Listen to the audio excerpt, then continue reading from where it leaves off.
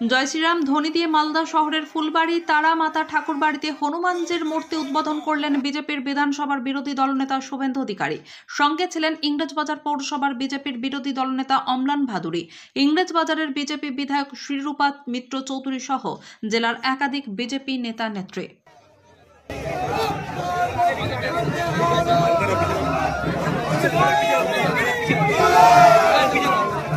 চলতে থাকলে আপনি সংখ্যালঘু হবেন। উত্তর দিনাজপুরে সংখ্যালঘু হয়ে গেছেন 51-49, মালদা হওয়ার পথে মুর্শিদাবাদে অলরেডি হয়ে গেছেন। তাই ভরতপুরের এমএলএ বলে আমরা 70, ওরা 30, ভাগীরথীতে ভাসিয়ে দেব। তারপরেও কেশাগ্রকেও স্পর্শ করে না। সম্প্রতি বলেছেন ওটা আমার কথা ছিল না, আমার নেত্রী বলেছিল বলতে। যাক, সত্যি কথা বলেছেন। ঐক্যবদ্ধ থাকুন। আমাদের বাড়ির ছেলে মেয়েদের ভারতীয় সনাতন সংস্কৃতি শেখান। একাদশী, পূর্ণিমা, অমাবস্যা পালন করতে বলুন। অন্তত ধর্মীয় অনুষ্ঠানে ধুতি পরে কাছা দিয়ে যেতে বলুন। গায়ত্রীটা করুন স্নানের পরে। বাড়িতে বাড়িতে তুলসী মঞ্চ স্থাপন করুন। শাঁখ বাজানোর অভ্যাস, দীপদান করার অভ্যাস ফিরিয়ে আনুন। মোবাইল ফোনেও ইউটিউবে গেলে গীতা পাওয়া যায়। অবসর সময়ে একটু গীতাটা দেখুন। এই জাগরণের দরকার রয়েছে।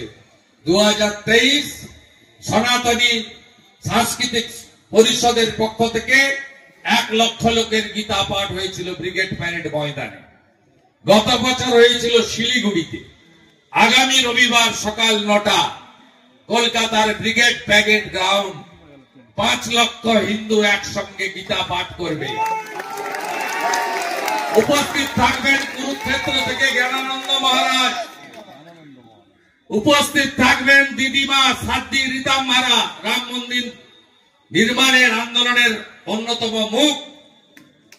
উপস্থিত থাকবেন পূজ্যপাদ রামদেব মহারাজ, উপস্থিত থাকবেন ধীরেন্দ্র শাস্ত্রী বাগেশ্বর ধাম।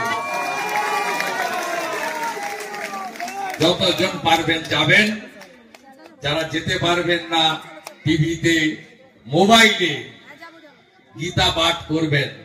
হিন্দু তাকত দেখান, হিন্দু শক্তি দেখান, হিন্দু ঐক্যবদ্ধতা দেখান, হিন্দু জাগরিত হন। এই বাংলা কে দিয়েছে? শ্যামাপ্রসাদ মুখার্জি, স্বামী প্রণবানন্দ।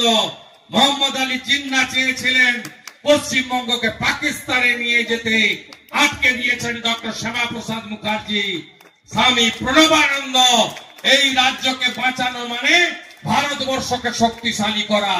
পশ্চিমবঙ্গ বিকশিত হলেই 2047-এ ভারতবর্ষ বিকশিত হবে, নইলে ভারতবর্ষ বিকশিতর কাজ সম্পূর্ণ হতে পারে না। সবাই খুব